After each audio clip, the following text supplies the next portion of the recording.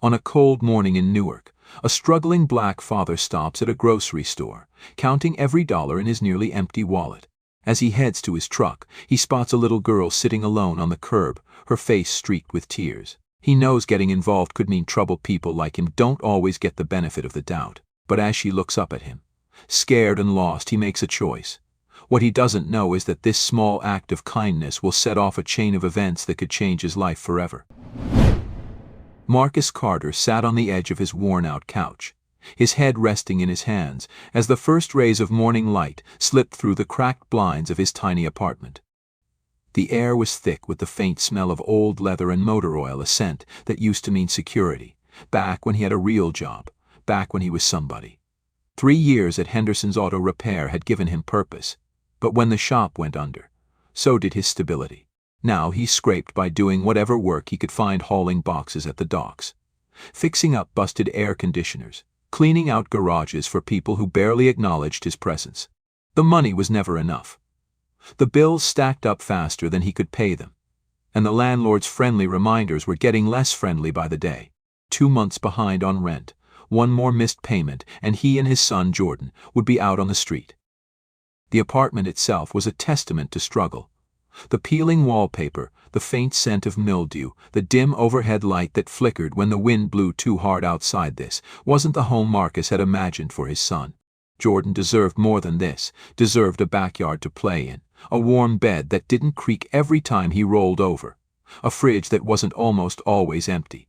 But reality didn't give a damn about what a man deserved. It only cared about what he could afford, and right now, Marcus could barely afford a loaf of bread. With a heavy sigh, he pushed himself up and walked over to the small kitchenette. The fridge hummed softly, its contents depressingly bare: a half-empty carton of milk, a few slices of bread, a jar of peanut butter that was more air than spread. He grabbed the bread and a butter knife, spreading the peanut butter as thinly as possible, stretching it the way he wished he could stretch his last few dollars. "Jordan," he called, his voice gentle but firm.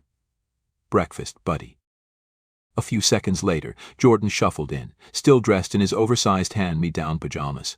He was 8, but too thin for his age, his curly hair slightly tousled from sleep. Despite everything, his dark brown eyes still held that quiet optimism that both inspired and broke Marcus's heart. Jordan climbed onto one of the wobbly kitchen chairs and picked up the toast. He didn't complain. He never did. "Thanks, Dad." Marcus sat across from him, watching as his son took slow, careful bites. "Big day at school?" he asked, forcing his tone to stay light. Jordan nodded. "Yeah, Miss Williams said we're doing an art project. She said I could draw whatever I want." His eyes brightened. "I'm going to draw a big house with a backyard and a swing. And a dog. A big one, like the ones in those movies." Marcus swallowed the lump forming in his throat. He wanted to promise Jordan that one day they'd have that house, that backyard, that dog. But promises didn't pay rent, and dreams didn't keep the lights on. Instead, he reached over, ruffling his son's hair. "Sounds like a masterpiece." Jordan grinned, then took another bite before tilting his head. "Dad?" "Yeah, bud?" "Do you think things will get better?" Marcus forced a smile. Of course. The words felt hollow, but he said them anyway. Because if he lost hope, what did Jordan have left?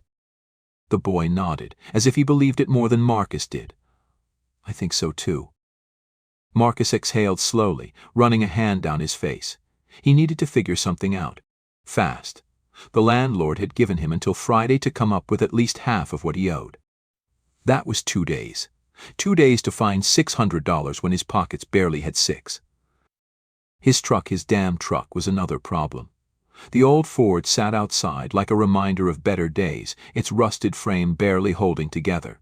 The engine had been making a wheezing sound lately, and last night the transmission had slipped on his way home from a gig.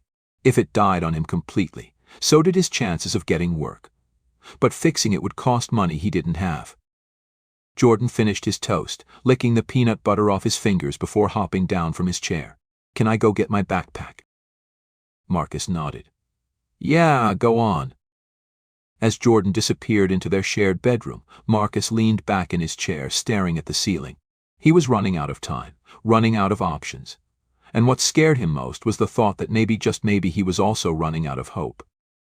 The morning air was crisp as Marcus tightened his coat around his shoulders, his breath visible in the cool autumn breeze.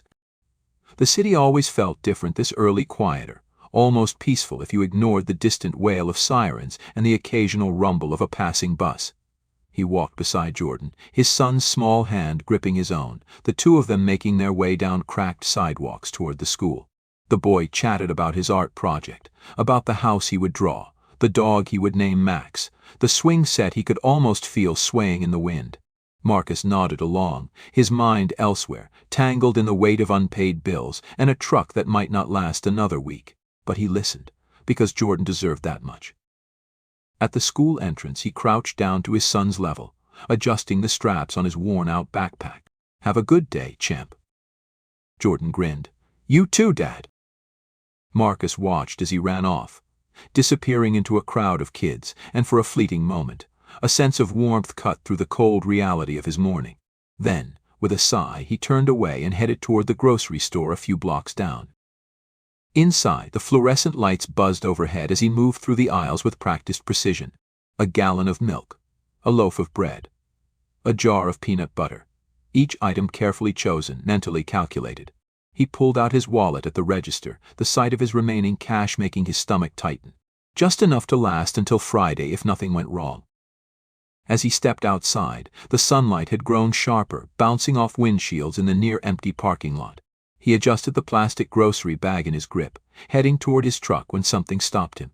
A small figure, sitting alone on the curb near the entrance, shoulders shaking with soft, hiccuping sobs.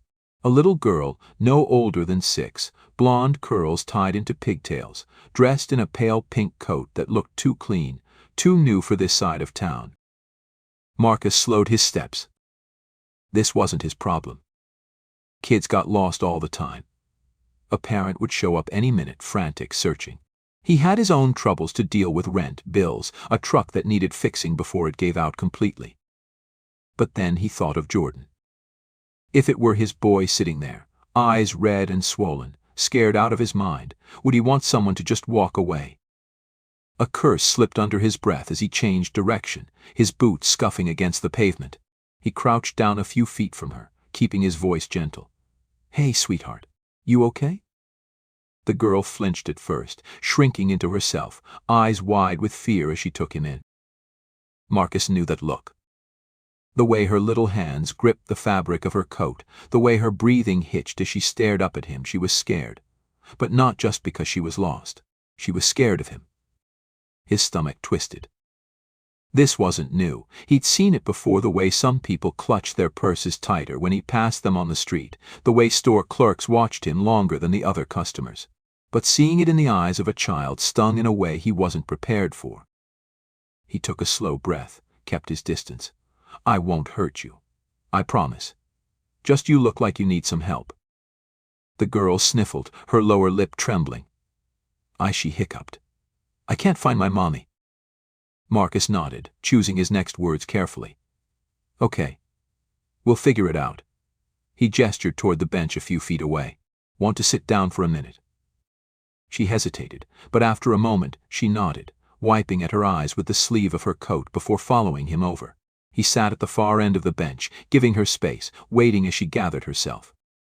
"What's your name?" "Sophie," she whispered. "All right, Sophie. Do you know your mom's phone number?" She sniffled again, nodding quickly as she dug into her little backpack, pulling out a crumpled piece of paper. Marcus took it carefully, smoothing it out to find a phone number scrawled in messy handwriting. He pulled his phone from his pocket, fingers dialing as he glanced at the address below the number. It wasn't far. The call rang. Once, twice. Voicemail. He frowned, trying again. Still nothing. Beside him, Sophie twisted her hands in her lap, her breathing growing shallow. Marcus exhaled, glancing between her and the paper. This was the part where he should call the police, let them handle it. But the thought of this little girl sitting in some station, waiting for her mother to come find her, scared and alone, didn't sit right with him. He looked at the address again. 10 minutes away. He made a decision. "Okay," he said, standing. "I'm going to take you home, all right? We'll find your mom together." Sophie hesitated, uncertainty flickering in her eyes. Marcus knew what she was thinking. He was a stranger. A big, unfamiliar man in a city where little girls were taught not to trust men like him. He crouched down, meeting her gaze. "I get it," he said softly. "You don't have to come with me. But I'm not going to leave you here alone." He gestured to the parking lot. "We can wait for a police officer, if that makes you feel safer. Or, if you want, you can sit in my truck while I drive, and I won't even start the engine until you're buckled in. Your call." She bit her lip, considering. Then, after a long pause, she whispered, "Okay." Marcus nodded.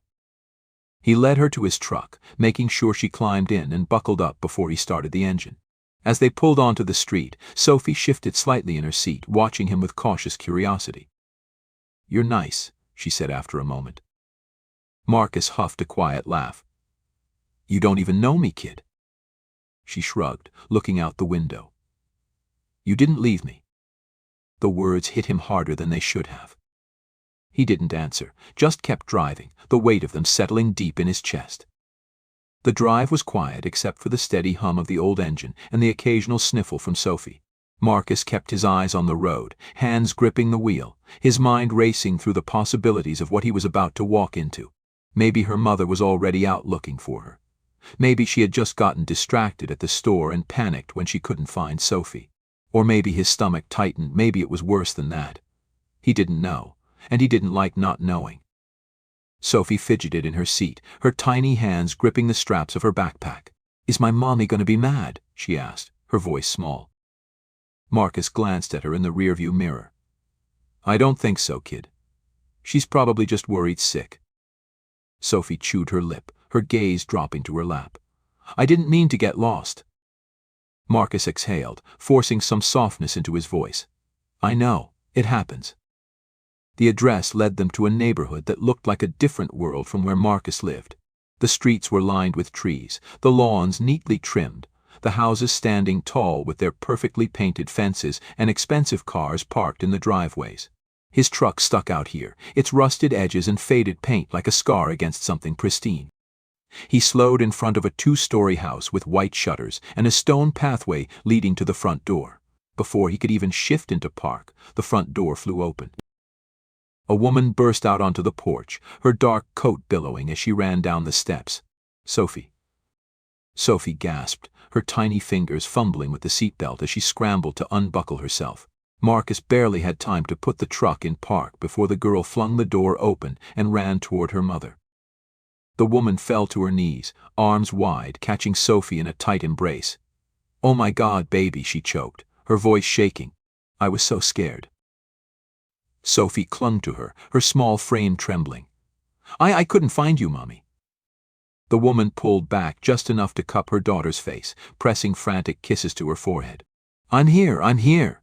She turned her head then, her gaze locking onto Marcus, and for a second, something flashed across her face: relief, confusion, then something harder, something wary.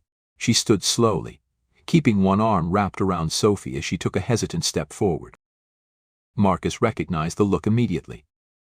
It was the same look he got when he walked into a store he'd never been in before, the same look some people gave him when he passed them on the sidewalk at night. That moment of hesitation, of calculation, like they weren't sure whether he was a problem or not. His chest tightened, but he kept his expression neutral.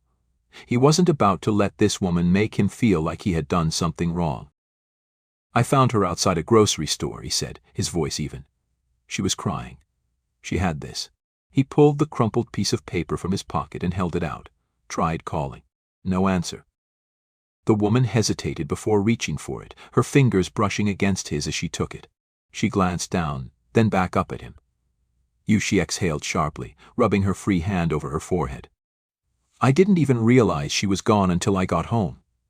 I must have lost her in the parking lot while I was putting the bags in the car. I thought she was right behind me. Her voice wavered, and for the first time, Marcus saw past the guarded expression. She was shaken, guilt settling into the lines of her face. It happens, Marcus said, though he wasn't sure why he felt the need to reassure her.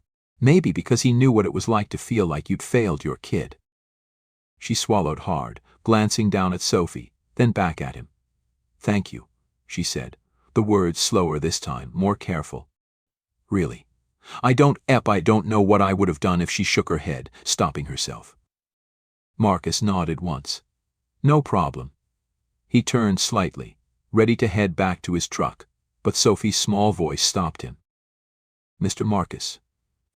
He looked back at her. The little girl hesitated, then took a step toward him, her tiny fingers fiddling with the hem of her coat. "Thank you for not leaving me." Something in his chest twisted. Marcus crouched down, leveling his gaze with hers. "You're welcome, kid." Sophie bit her lip, then suddenly reached forward, wrapping her arms around his neck in a quick but fierce hug. It caught him off guard, but before he could react, she pulled away and ran back to her mother's side. The woman Sophie's mother watched them, something unreadable in her expression now. Then she shifted, standing up straighter. "What's your name?" "Marcus Carter." She nodded slowly, like she was committing it to memory. "I'm Isabel Bennett." She hesitated, then added, "If there's anything I can do to repay you." "You don't owe me anything," Marcus said, cutting her off. He wasn't interested in some rich lady's guilt money. She looked like she wanted to argue, but after a moment she just nodded. "All right." Marcus turned without another word, walking back to his truck. As he climbed in, he could still feel Isabel's eyes on him, watching as he pulled away. Marcus barely made it to the end of the street before his grip tightened around the wheel, his jaw clenching as he forced out a breath. He should have been used to it by now, that look, that hesitation, that moment where a person decided whether they saw him as a man or as a problem. He had done the right thing. He had gotten a lost little girl back to her mother. And still, for a brief second, that woman had looked at him like she wasn't sure if he was the reason her daughter had gone missing or the reason she had made it home safe. The worst part, he had expected it. He turned onto the main road, the weight of it pressing into his chest as he drove back toward his side of town. The rust on his truck, the flickering streetlights, the uneven pavement. This was where he belonged. Not in neighborhoods with perfect lawns and houses that looked like they belonged in magazines. He knew better than to think he'd ever fit into a world like that. By the time he pulled into his usual parking spot outside his apartment, the sun had started to dip behind the skyline, the orange glow casting long shadows across the lot. He sat there for a moment, staring at the dashboard, trying to shake the feeling that clung to him. He had more important things to worry about: Jordan, rent, figuring out how to stretch what little cash he had left until his next gig. He didn't have the luxury of dwelling on things that weren't going to change. He grabbed the grocery bag from the passenger seat, stepped out, and locked the truck behind him. As he made his way toward the building, a sleek black car rolled into the lot, its polished exterior looking painfully out of place next to the beat-up sedans and old pickups. Marcus barely spared it a glance until the driver's door opened and a man stepped out. Tall, broad-shouldered, dressed in a tailored suit that probably cost more than Marcus's rent. Marcus slowed his steps, his muscles tensing on instinct. The man's gaze landed on him immediately, sharp and assessing. Then he smiled, controlled, polite, the kind of expression Marcus had seen on businessmen who shook hands while making deals they had no intention of honoring. "Mr. Carter?" The voice was smooth, confident. Marcus didn't answer right away. He took a slow, measured look at the man, then at the car, then back again. "Who's asking?" The man extended a hand. "Gregory Bennett. My wife told me what you did for my daughter." Marcus glanced at the outstretched hand but didn't take it. His grip tightened around the grocery bag instead. He didn't know what this was, but he already didn't like it. Gregory dropped his hand, unbothered. "I wanted to thank you personally." Marcus exhaled through his nose. He didn't have time for this. "Your wife already thanked me." "I'm sure she did," Gregory said, his voice still even, still measured. "But I wanted to do more than just say the words." And there it was. Marcus let out a dry laugh, shaking his head. "Look, man, I'm not interested in whatever it is you think you owe me. I did what any decent person would have done." Gregory studied him for a moment, then nodded like he had expected that answer. "Fair enough. But I wasn't talking about a reward." He gestured toward the car. "I was talking about an opportunity." Marcus frowned, his grip on the grocery bag loosening slightly. Opportunity? Gregory took a step closer, lowering his voice slightly. I own a construction company, Bennett Developments. We're always looking for people with the kind of work ethic you showed yesterday. I wanted to offer you a job. Marcus blinked, caught off guard. A job. He had been expecting a check, some well-meaning attempt at charity wrapped up in gratitude. But this wasn't what he had braced himself for. He folded his arms. You don't even know me. Gregory's smile didn't waver. I know enough. I know that instead of walking away, you made sure a scared little girl got home safe. I know you didn't ask for anything in return. I know you could have used the money if I had offered it, but you didn't want a handout. He tilted his head slightly. That tells me you're the kind of man I want working for me. Marcus wanted to argue, wanted to push back, to poke holes in whatever logic this man was using to justify showing up here. But the truth was, he needed the work.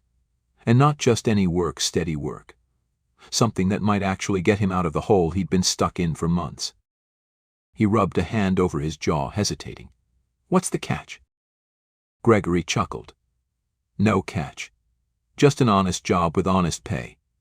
He reached into his pocket and pulled out a business card, holding it out. Think about it. Give me a call if you're interested. Marcus stared at the card for a long moment before finally taking it. He turned it over between his fingers, the weight of it feeling heavier than it should. Gregory nodded once. Hope to hear from you, Mr. Carter. Then, without another word, he turned and climbed back into the car, pulling away as smoothly as he had arrived. Marcus stood there, the card still in his hand, his mind running in circles. A job. A real job. Something about it felt too easy, too sudden. But then again, maybe it wasn't. Maybe this was just one of those rare moments where life threw a man a rope instead of another damn anchor. He exhaled, shoved the card into his pocket, and headed inside. Marcus sat at the small kitchen table later that night, the business card resting in front of him like it was some kind of puzzle he couldn't quite figure out. He had flipped it over at least a dozen times, running his thumb along the embossed lettering, as if the answer to all his problems might suddenly appear in the fine print. Jordan had fallen asleep in their shared bedroom hours ago, his soft breaths the only sound filling the cramped apartment. Marcus had meant to call Bennett back as soon as he got inside, but something had kept him from picking up the phone. Maybe it was the nagging doubt in the back of his mind, the part of him that said opportunities like this didn't come knocking on doors like his without a price. Maybe it was the exhaustion, the weight of every failure, every setback, every time he had gotten close to something good only to have it slip right through his fingers. Or maybe, just maybe, it was the fear of hoping for too much.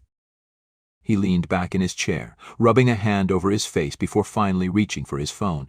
He dialed the number, pressing the device to his ear, his heart beat a steady thud against his ribs as it rang once, twice. Then a voice answered, smooth and alert despite the late hour. Gregory Bennett. Marcus cleared his throat. It's Marcus Carter. A beat of silence, then I'm in. Bennett didn't sound surprised. Glad to hear it. Be at the site by 7. I'll have the foreman, Hank Davis, show you around. And just like that it was done. No long-winded speeches, no second-guessing, just a man who had made up his mind. Marcus hung up, exhaling slowly as he stared at the phone in his hand. He had no idea what he was walking into, but there was only one way to find out.